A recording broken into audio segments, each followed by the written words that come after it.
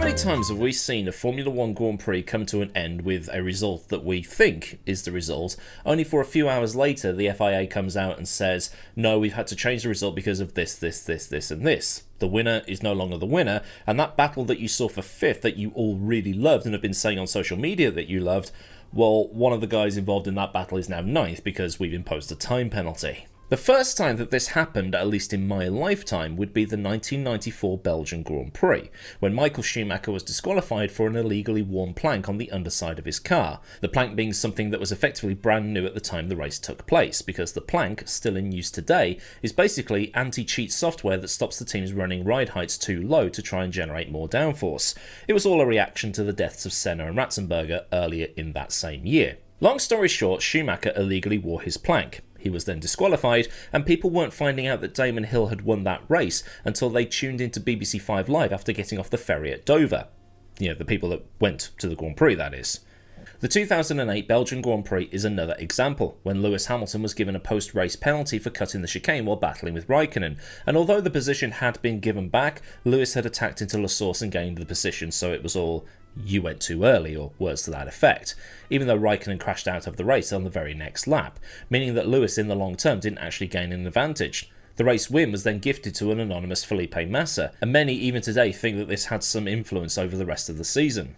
As for what's happened in the last 5 or 6 years, take your pick. I can't sit here and name every single example because I really would be here all day and I wouldn't be getting to the story at hand.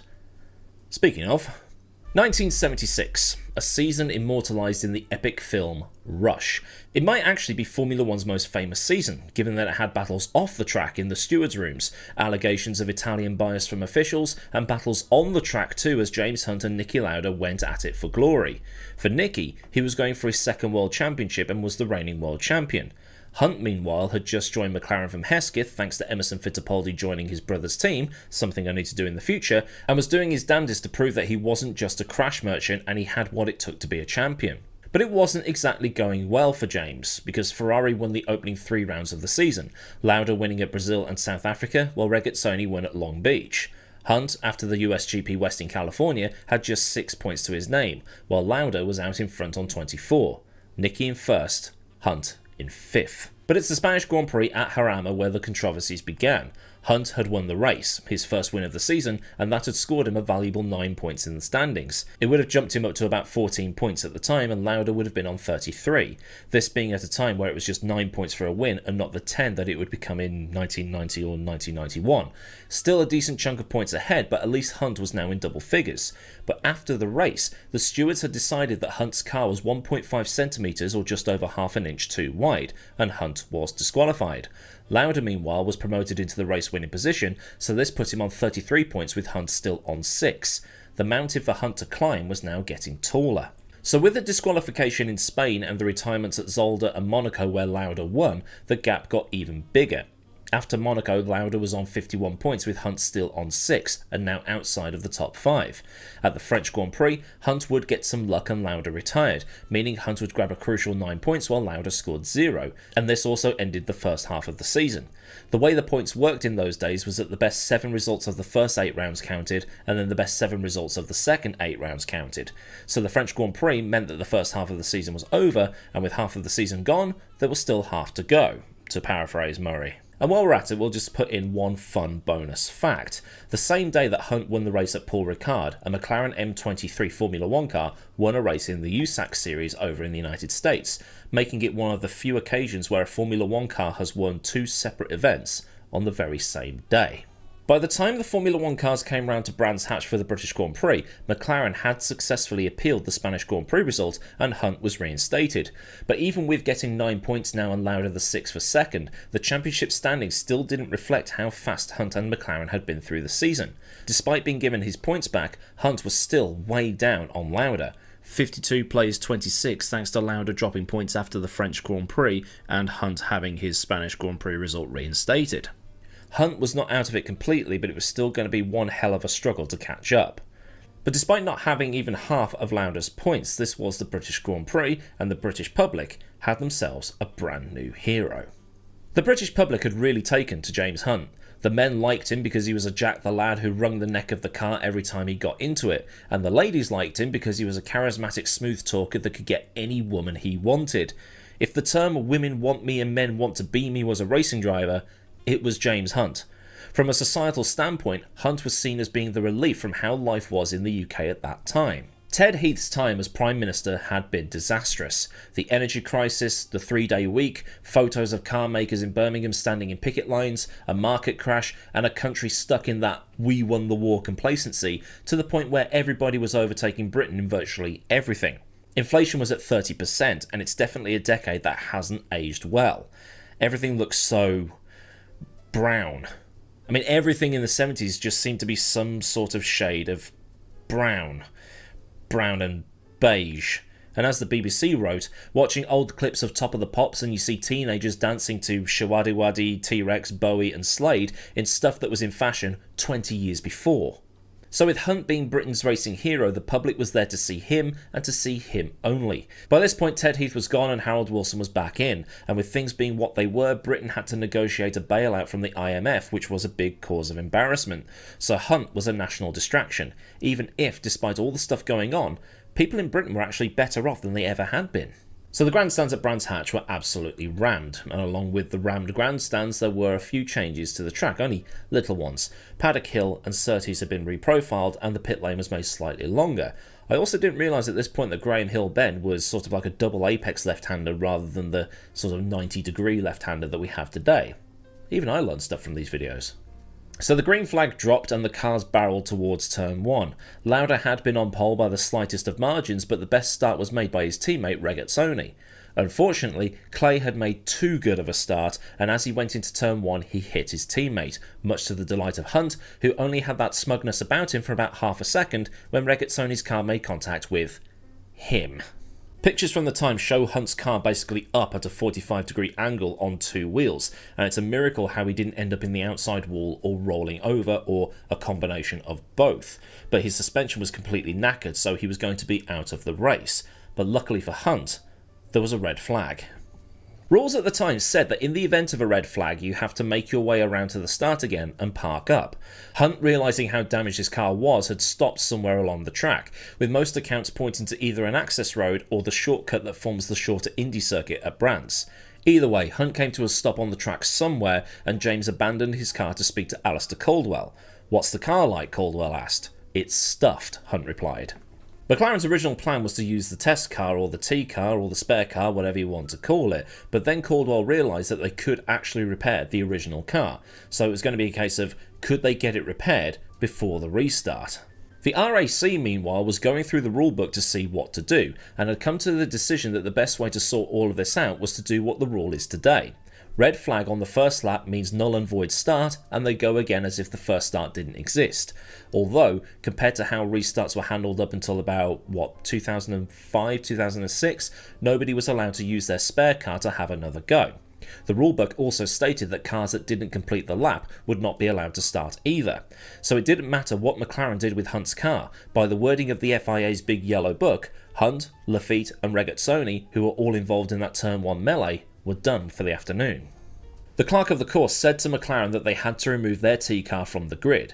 Teddy Meyer, the boss of McLaren at that time, kept the organisers and stewards occupied while Caldwell and the rest of the team fixed Hunt's car. Hunt was on the grid in the T-car just in case, but when the regular car was fixed, Hunt got out of the spare and into the McLaren that had been clobbered by Regazzoni at Paddock Hill. At the same time, the British public was starting to get pretty rowdy. As any boomer loves telling you when you complain that it's a bit warm outside, they'll mention how bad the summer of 1976 was. It was pretty hot, but the summer of 2022 was hotter. At the time, it was the hottest summer on record, with temperatures peaking at 36 degrees in Cheltenham, with 16 consecutive days of above 30 degrees recorded at Heathrow Airport. Forest fires broke out, the Haweswater Reservoir in the northwest dried up, water had to be rationed, and £500 million worth of crops died, pushing food prices up by about 12%.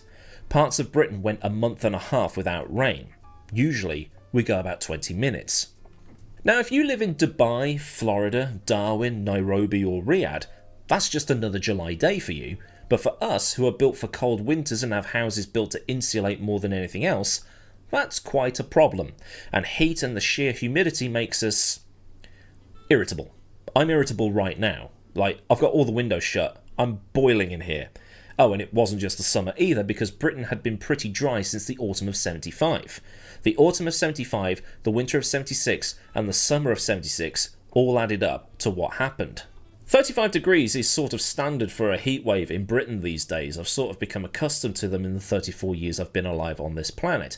But in the summer of 2022, the temperature peaked at 40.3 degrees in Coningsby in Lincolnshire, which is 104 degrees Fahrenheit. So for British people, that's utterly horrendous. And also that some of my aircon was broken in the car.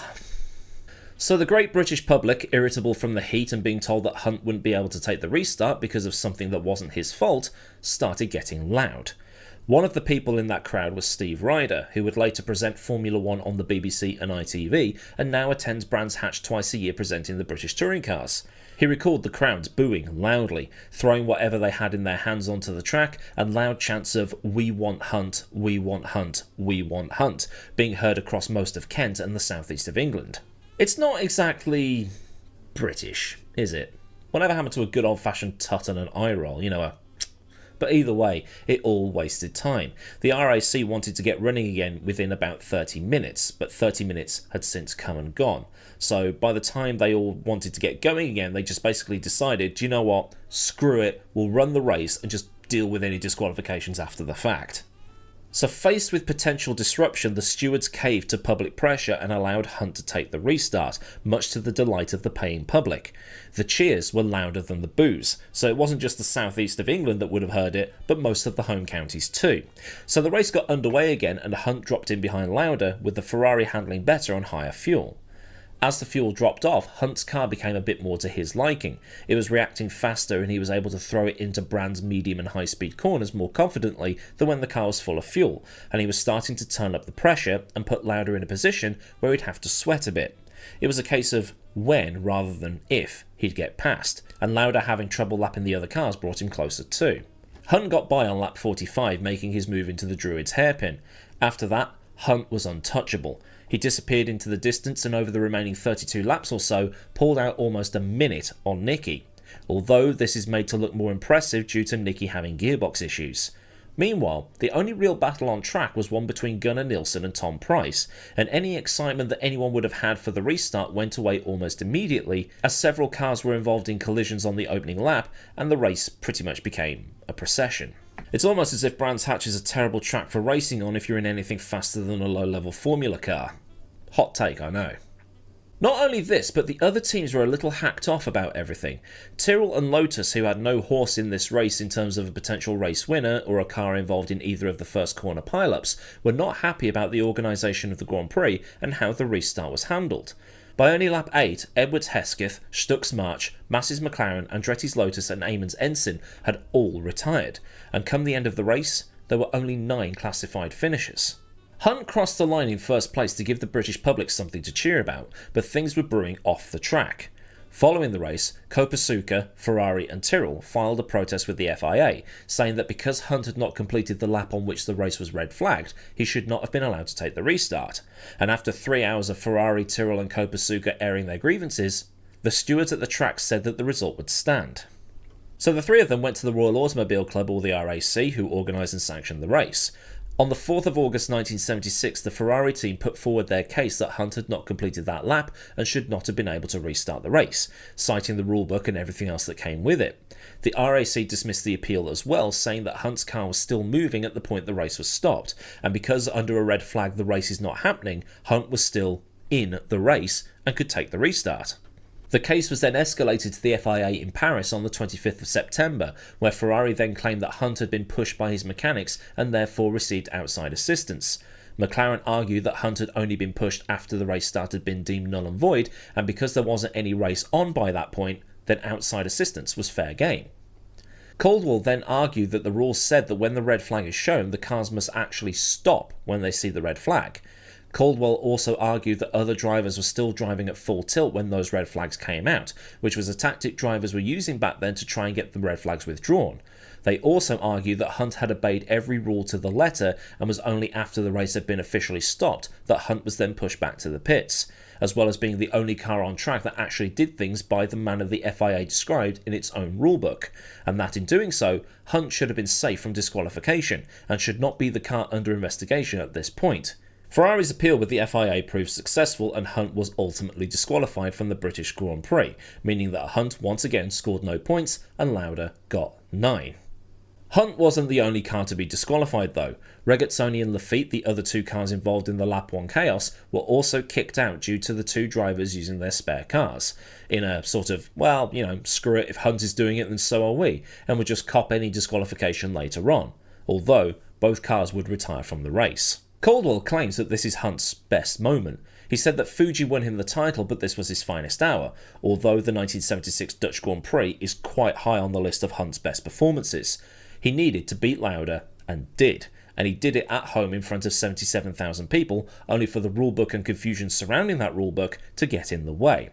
If the result had stood, Lauda would have been on 58 points with Hunt on 35, this being with his Spanish Grand Prix result reinstated. It was still a 23-point gap, and still doable for Hunt to take the title, but with everything going on, it's probably one of the most famous British Grand Prix of all time, because of how utterly mental it and the season had been up to that point. With a spring in his step after beating Lauda at home, the championship battle seemed to hot up, much like the British weather had.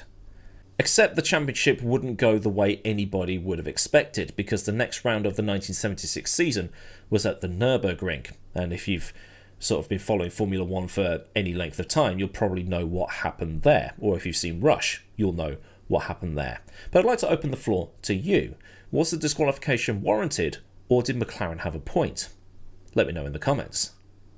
So then, a look at the most manic British Grand Prix in Formula 1 history, during probably the most famous season in Formula 1 history. If this has been a fun look through the motorsport history books, then do like the video so I know a good job was done, and for more like this from the channel, get subscribed and also get the bell on so you never miss out on anything else I do around here. Massive thanks as ever go out to the rad lads over at Patreon who support at a more personal level, and if you want to help cover costs around here, then a link to Patreon is in the description, along with links to Discord, socials and other bits and bobs you might want or need to know, along with affiliate links where I get a kickback. Or there's super thanks if you just want to buy me a coffee, and memberships which function as a Patreon alternative. So until next time, I've been Millward, have a great day wherever you are, and goodbye.